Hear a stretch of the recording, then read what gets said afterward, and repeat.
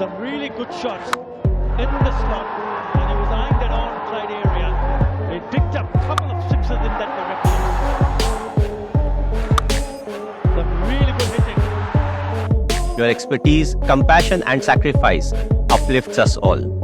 We at Merrill are honored to support healers such as yourself. দুর্দান্ত batting করে IPL এর সুযোগ পেল রিশাদ। লাইভে এসে রিশাদকে নিয়ে একই বলল মহেন্দ্র সিং ধোনি, যা শুনলে আপনিও অবাক হয়ে যাবেন।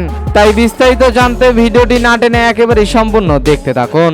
ওয়েস্ট ইন্ডিজের কাছে কালকে বাংলাদেশ হারলেও উজ্জ্বল ছিলেন রিশাদ হোসেন।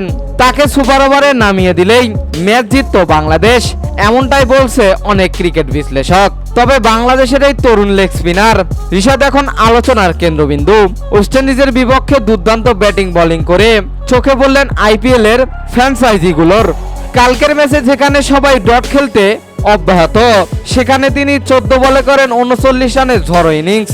আর বোলিংয়ে এসে 3 উইকেটের জাদুতে রিশাদ হয়ে গেলেন বাংলাদেশের নতুন ক্রিকেটের আলো।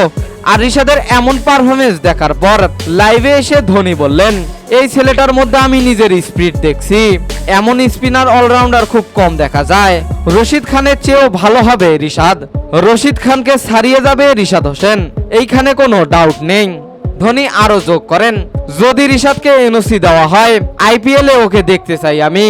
এই ছেলেটা ম্যাচ একাই জিতিয়ে দিতে পারে। সিএসকের জন্য সে হতে পারে ম্যাচ উইনার। রিশাদকে নিলেই ষষ্ঠ আইপিএল এ ট্রফি জিতবো আমরা।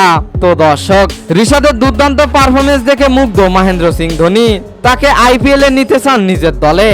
এই বিষয়টি আপনাদের কাছে কেমন লেগেছে জানিয়ে দেবেন। এই বিষয়ে আপনাদের গুরুত্বপূর্ণ মতামত আমাদের ভিডিওর কমেন্ট বক্সে। আর এতক্ষণ আমাদের সঙ্গে থাকার জন্য অসংখ্য ধন্যবাদ।